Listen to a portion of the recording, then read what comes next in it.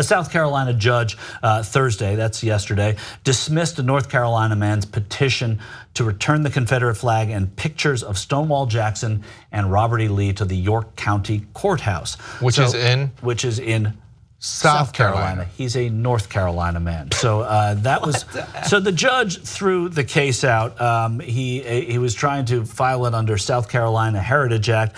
The judge said his lawsuit has no standing because he lives in North Carolina, and that it has no merit because there's been no court case regarding the Heritage Act and whether it applies to buildings. So that was that, right? Here's a guy who wanted to see it go up, and he was very upset that it was coming down. And here is the eminent Russell Walker. He's not a racist, he says.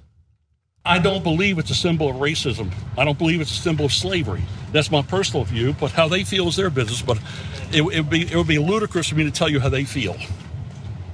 Hey, I get down the street, I see Martin Luther Coon. I shouldn't have said it. Martin Luther King. I mean, should I rip the signs down or insist that they take Martin Luther King Street down and all the rest of that stuff?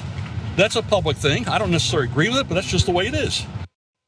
He doesn't agree that Martin Luther Coon, was that what he said? That's what he said. That's he said, unbelievable. Now, I don't know if I believe it was an accident or if he's just so fucking dumb that he actually let it slip. No, I bet he says it all the time in private or with his buddies, and it just slipped out. Yeah, that's what I think it is. And now he has to go back to his home state of North Carolina because his case in South Carolina didn't work out. What are we when up he says against? I don't agree with Martin Luther King Boulevard, like what don't you agree with? He doesn't necessarily agree with it. Maybe that it just cuts through town and creates a lot of traffic. That's what I'm guessing. I'm guessing it's just too damn noisy on Martin Luther King Boulevard for him. No, he disagrees that they named it for Martin Luther King. Yeah. Because, and that's naming it. That's not putting a statue up. Right. Right? It's an American hero. Yeah, so not someone who tried to make America better, not someone who tried to divide America and not someone who actually attacked and killed America. Right.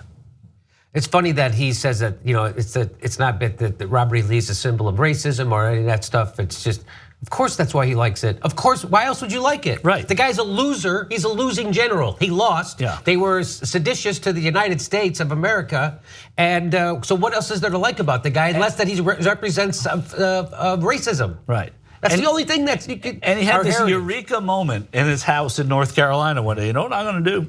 I'm going to go down South Carolina. I'm going to tell them they can't put those statues up. But he sees it as a big win, and I'll tell you why. Because he got to say "coon" on TV. Right. And so now he will forever be getting drinks bought for him wherever that racist bar is that he goes to. They were already buying him drinks for this, I'm sure. Support independent media. Come join us at the Young Turks. TYTnetwork.com/join.